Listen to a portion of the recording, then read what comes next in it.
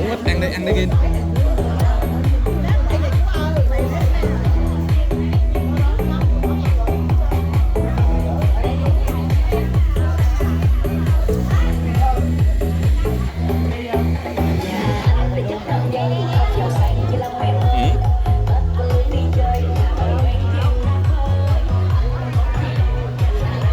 Còn khi nó lụm hết, kia nó lụm hết mấy cái miếng.